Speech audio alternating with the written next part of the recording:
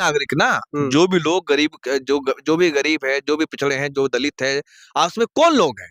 सोचिए तो। चिराग पासवान जी को सोचना चाहिए कि गया में चला बुलडोजर, समस्तीपुर में चल रहा है बुलडोजर, हाजीपुर में चल रहा है बुलडोजर। तो ये जो ठंड का महीना है, कड़कड़ाके की ठंड आ गई है, अब इस ठंड में वो लोग कहाँ जाएंगे? चिराग पासवान जी उनके अलाई हैं, और ज्यादातर के तो पता चल रहा है कि वो पिछड़ी कम्युनिटी से, दलित कम्युनिटी से आते हैं। ठीक है, ये तो आप बदला ले सकते हो कि भाई कि बदला कि इन लोगों ने वोट नहीं दिया। अब ये अब मतलब इस तरह से टारगेट किया जाएगा, ये अपने आप में आश्चर्यजनक बात है कि सोचना चाहिए कि भाई ठीक है। अब तक आप बिहार में आपने कभी 20 साल में सुना था कि नीतीश कुमार 20 साल से मुख्यमंत्री है, कभी बिहार में चला हो बुलडोजर? नहीं। तो ये प्रमाण है कि नीतीश कुमार जी अब मुखौटा रह गए हैं, मुख्यमंत्री नहीं। और ये नीतीश कुमार जिस तरह से पैर छू रहे हैं, ये करोड़ों बिहारियों का अपमान है। आपने देखा होगा शपथ ग्रहण के बाद जब मोदी जी जाते हैं, मतलब मोदी जी को एयरपोर्ट पे छोड़ने के लिए आते हैं नीतीश कुमार, जब विदा कर रहे होते हैं, अभिनंदन कर रहे होते हैं, तो उनका क्या करते हैं? पैर छू रहे होते हैं। ये क्या है?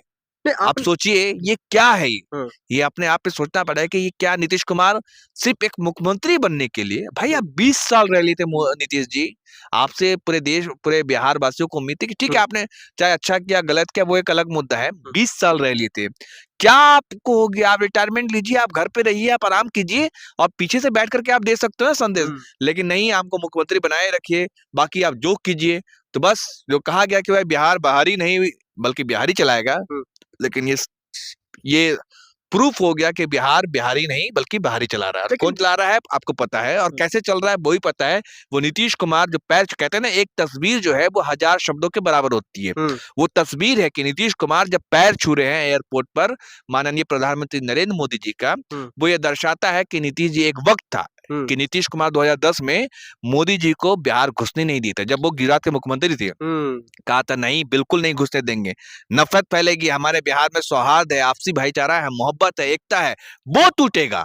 इसलिए एक वक्त वो था कि नीतीश कुमार ने ललकारा था, दहाड़ा था, और नरेंद्र मोदी जी जो गुजरात के उस समय मुख्यमंत्री थे, उनको बिहार आने नहीं दिया था। अब वो पावर नहीं है, पैर छू रहे हैं। तो इससे लगाइए ना कि एक वो नीतीश कुमार थे, एक ये नीतीश कुमार है। अब ये नीतीश कुमार को मोदी जी भी रेमो क्रम पे बनाए हुए मुख्यमंत्री कि वो एक शेर है कि भाई ए वक्त जरा अदब से पेशा, वक्त नहीं लगता वक्त बदलने में। तो वही हो रहा है कि नीतीश जी जो है उनको रखे हुए हैं कि भाई नीतीश जी को, कि भाई नीतीश कुमार को चिढ़ा रहे हैं, वो दिखा रहे कि देखो तुम वही नीतीश हो ना, तुमने 2014 में मुझे समर्थन नहीं किया था प्रधानमंत्री बनाने के लिए, अलायंस तोड़ लिया था, तुमने 2010 में हमको मुख्यमंत्री तो बिहार घुसने नहीं दिया था, मुझे नफरती कहा था, मुझे दंगाई कहा था, है ना? यही तो कह के नीतीश कुमार कहने कहा था कि नहीं हम घुसने नहीं देंगे, और भाजपा को घुटने पे टेकना पड़ा था, अब नीतीश मजबूर होना पाता, और मोदी जी बिहार नहीं आ सकते थे। और इतना ही नहीं, उस समय बिहार में बाढ़ आया था, 5 करोड़ रुपया नरेंद्र मोदी जी गुजरात की तरफ से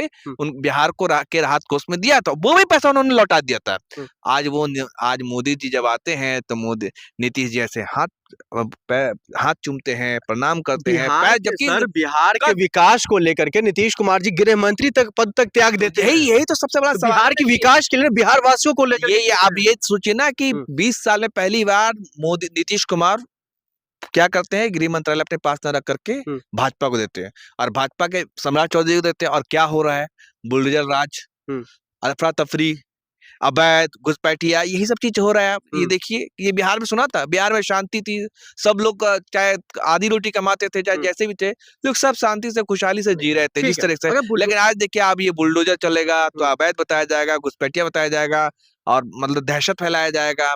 इतने साल से ये लोग क्या थे? और आपके ही आंकड़ा ना भाई साहब कि आप दे रहे हो, हर लोगों को हर सर पे छत होगा, हर सर पे घर, हर किसी को घर मिलेगा, तो फिर ये आवास मिलेगा, तो फिर कैसे ये लोग, इतने लोग जो है रोड पर रहने को मजबूर थे, और इनको अवैध बता करके आप तोड़ रहे हो? इनके क्या इंतजाम किया आपने? ये तो सीधा सीधा ह्यूमन राइट्स का वायलेशन है पूरी तरीके से। लेकिन आरजेडी के लोग भी कहते हैं जो दलितों का घर तोड़ा जा रहा है, आपको लग रहा है चिराग पासवान के रहते दलितों का घर टूट सकता है बिहार के अंदर? यही तो सबसे बड़ी बात है कि जो दलितों के मुद्दे पर सबसे ज्यादा ललकारते हैं, दहाड़ते हैं, चिराग पासवान जी बड़ी बड़ी बातें करते हैं। अब उनको जवाब देना है कि ये टोले जो गए हैं वो दलित और पिछड़े कम्युनिटी के लोग हैं, उनके लिए क्या करेंगे? ये तो आश्वासन देकर लाए थे ना भाई कि भाजपा को वोट दीजिए, यहाँ मुख्यमंत्री बनाइए, यहाँ सब कुछ बढ़िया होगा। अब तो चिराग पासवान के ऊपर सवाल खड़ा होता है कि चिराग पासवान जी कुछ बोलेंगे, चुप्पी तोड़ेंगे?